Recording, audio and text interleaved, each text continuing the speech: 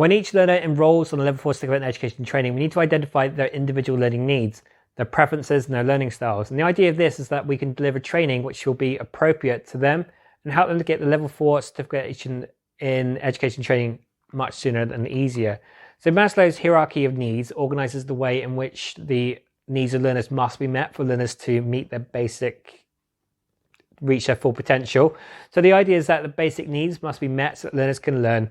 So I agree with the structure here as the basic needs for learners on the level 4 certificate in education and training, so that they need to be fed, so they're not dying of starvation and they can actually focus on learning.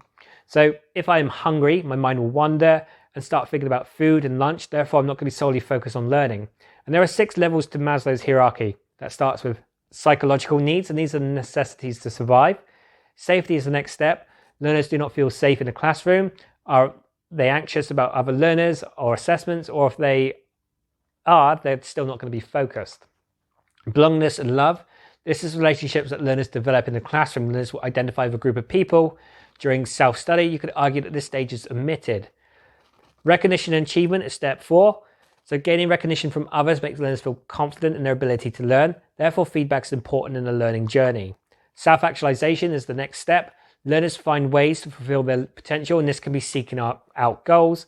Learners may now seek to complete the course to move on to the next stage of their career. And lastly, self-transcendence, which is the top level. And this can be used to when all other levels have been reached. And learners have met their personal goals and therefore seek to help others around. This is probably the main reason why you want to become a teacher. We've reached the top of our subject. Now it's time to pass on our experience to someone else. Farc learning styles is a way of measuring individuals' preferred methods of learning.